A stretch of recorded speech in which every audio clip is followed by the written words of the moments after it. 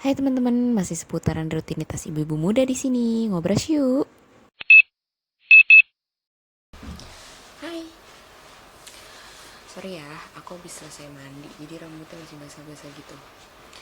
Oke, sebelumnya kalau kalian mau dapetin video-video atau yang cantik-cantik gitu dari sini, kayaknya nggak mungkin ya, karena gue di sini mau ngasih tahu kalian benar-benar seputar ibu-ibu di rumah dan seputar kegiatan ibu muda yang punya toddler yang susah buat mandi, diketokin, susah buat makan, kayak gitu-gitu. Jadi bikin ini bisa aja tuh gue udah kesempatan besar banget.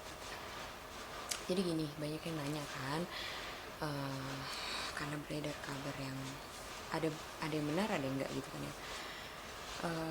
Ini tentang mengasuh anak. Jadi banyak yang nanya, kok kakak kerja terus anaknya sama suami itu gimana ceritanya gitu kan. Jadi sebenarnya anak itu sama aku terus selama aku kerja, selama aku di rumah. Kalau aku kerja ya udah aja gitu nitipnya di rumah, kayak ibu aku, kakak sepupu aku bisa datang ke rumah karena kebetulan anak ini super aktif. Jadi aku nggak mau ninggalin Noel tuh bener-bener cuma sama pembantu gitu. Dan suami aku dia ada buat bantu ajak main bareng kayak gitu, cuman ya nggak bisa lama-lama lah gitu, namanya juga laki-laki, wajar. Terus kalau ditanya kakak ini kerja berapa hari sekali, ya tergantung schedule-nya, bisa cuma sehari pulang, 3 hari pulang, 5 hari pulang, 7 hari pulang, ya kayak gitu-gitu aja. Terus aku mau cerita di sini tuh lebih ke kayak gimana sih ibu kerja gitu, kenapa sih nggak pakai pembantu. Nah gini ceritanya, dulu dari Noel lahir itu dulu ada pembantu. Terus pas Noel lahir itu kebetulan pembantu yang sudah biasanya itu uh, ada pekerjaan lain gitu, dia harus ngurusin anaknya masih kecil, itu keluar pada saat sekitar Noel 3 bulanan gitu. Nah kebetulan Noel tuh udah biasa diasuh sama mama aku kan, jadi nggak apa-apa lah kayak gitu. Nah kesini sininya ternyata mamaku tuh ada kayak kejepit gitu urat syarafnya, makanya terus aku butuh pembantu karena susah banget nyari pembantu yang cocok. Aku juga susah cocok sama orang, karena aku tipe orang yang kadang ngebatin gitu, kalau nggak suka tuh nggak mungkin langsung ngomong beda sama suami aku. Nah kadang perbedaan itu susah untuk cari orang yang pas ketemu gitu. Nah terus dapet orang yang pulang pergi guys. Nah setelah dapet pulang pergi ini udah cocok segala macam, di pertengahan ternyata aku belum kasih tahu itu waktu Noel usianya udah bisa jalan lah ya gitu. Sebelumnya aku juga masih cuti hamil gitu, masih kayak awal-awal terbang itu belum terlalu padat, dan setelah udah mulai padat baru di situ berasa tuh aku butuh bantuan. Nah ketika aku dibantu itu sama mbak yang pulang pergi itu, aku terbang masih normal-normal aja segala macam. Ternyata datanglah pandemik. Nah karena aku tinggal sama ibu aku yang usianya udah di atas 55 tahun, hampir 60, aku agak worried kan. Maksudnya untuk orang yang pulang pergi itu sempat sebulan 2 bulan tuh aku agak sangat-sangat worry. Suami aku juga sangat-sangat worry. Jadi kayak uh, dengan berat hati aku harus memberhentikan mbak ini atau merumahkan gitu kan ya. Dan mungkin sekarang dia udah dapat pekerjaan lain, jadi aku nggak bisa kayak asal keluarin terus tarik gitu. Dan aku sendiri berpikir untuk selama pandemi kebetulan terbang itu nggak ada ya, waktu itu masih langka banget. Akhirnya aku bisa ngasuh Noel sendiri di rumah. Nah itulah kenapa pada nanya juga, kak kenapa kurus, obat dietnya apa. Nggak ada obat diet untuk aku. Kalau aku itu bener-bener ngurus anak sendiri, ngejar-ngejar sendiri, toddler kan tahu sendiri. Terus masak kayak gitu, pokoknya intinya ngurus rumah sendiri semuanya sampai ya kadang-kadang nyetrika juga. Kadang-kadang kalau kewalahan banget ya dibantu sama mama aku masaknya gitu. Nah kebetulan udah mulai terbang nih, udah sedikit-sedikit mulai terbang, akhirnya lah aku butuh bantuan lagi. Tapi nggak semudah itu pandemik kita buat masukin orang baru ya. Akhirnya kebetulan ada kakak sepupu aku yang bisa bantuin aku buat ngurus Noel. Jadi kakak sepupu aku ini datang kalau saat aku terbang aja. Dia pegang Noel, bantu mama aku, dan kadang juga main sama suami aku karena suami aku juga kerjanya juga nggak yang terus-terusan kayak orang kantor gitu kan, jadi dia lebih sering di rumah. Terus aku pribadi itu kalau aku libur atau aku pulang siang deh, aku pulang siang atau pulang pagi habis terbang begadang, itu pun juga aku yang pegang gitu loh. Jarang banget Noel ini dipegang sama orang lain gitu, aku bener-bener pure megang. Jadi ada beberapa yang pertanyaan ke aku, uh, kak kok bisa sih gitu suami yang megang, istrinya kerja, atau ada selentingan yang gak enak, lu bisa apa sih di rumah gitu loh. Itu kayaknya ada sesuatu yang salah ya menurut aku, karena sebenarnya Noel di rumah itu sama aku gitu pure sama aku gitu.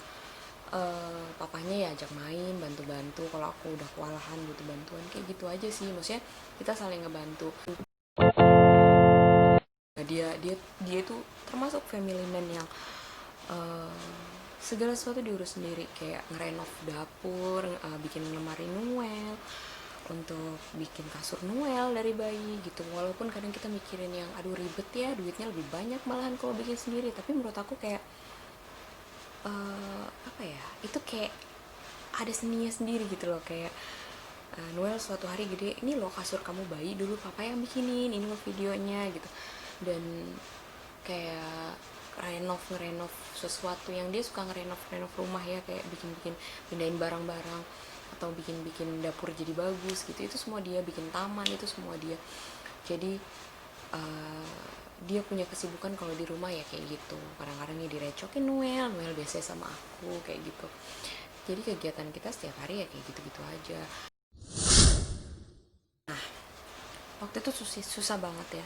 Mungkin nanti kalau seandainya terbang sudah sangat padat lagi, mungkin aku juga akan cari mbak lagi yang bisa bantu aku kalau aku lagi terbang gitu. Karena Noel ini kan juga maunya sama aku atau neneknya. Jadi kalau ada mbak pun agak susah untuk bisa megang dia kayak gitu. Jadi kita harus cari orang yang benar-benar sabar juga ngadepin anak super aktif. Nah, kayak gini nih, aku juga bagi waktunya pun tuh sambil nungguin dia tidur. Jadi aku baru bisa mandi, terus pakai baju, terus akhirnya ngobrol di sini.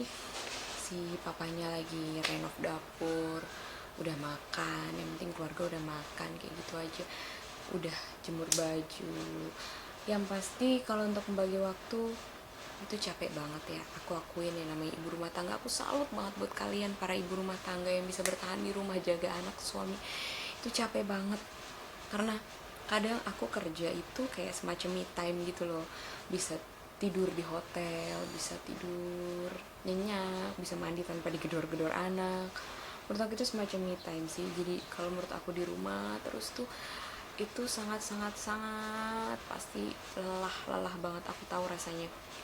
Jadi buat kalian ibu-ibu, lebih baik at least punya temen untuk diajak bicara supaya kalian waras. Seriously, itu benar-benar penting karena kalian perlu melampiaskan bukan kekesalan, maaf, capek, rasa letih kalian di rumah tuh dengan cara cerita ke teman. Nggak harus ngegibah atau ngomongin orang ya, tapi menurut aku penting untuk cerita tentang, mungkin cerita masa lalu yang positif. Dulu kita pernah main kayak gini gini gini, tau nggak, aku ngerasain itu. Dan benar-benar ketemu temen yang dulu temen dari teman lama, itu kita banyak ngobrol itu sampai menurut aku 5 jam aja kurang. Jadi kayak ternyata banyak banget yang kita omongin ya, walaupun dari aku ujung ke ujung tuh nggak semua tuh kalau dipikir nggak penting omongan kita ya, tapi itu seru loh gitu, kita punya teman ngobrol selain dari suami kita. Yang pasti suami tuh harus jadi teman ngobrol utama, cuman sometimes kita butuh kadang perempuan ya, teman perempuan untuk berbicara hal-hal yang ya ngalor ngidul lah, urusan anak lah, urusan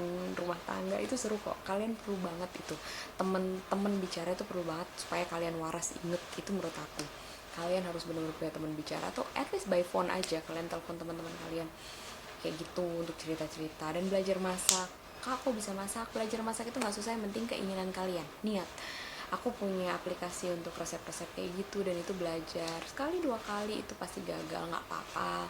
Tapi kalau udah biasa masak kan udah tahu takarannya, kita nggak perlu ngikutin 100%. Kayak gitu-gitu aja, belajar masak di rumah, pasti suami menghargai. Dan kebetulan suami aku tipe orang yang sangat-sangat menghargai masakan aku. Jadi kalau bisa suami-suami di luar sana juga, kalian jangan berpikiran buruk, kenapa istri kok nggak mau dandan, kenapa istri kok masakannya begini.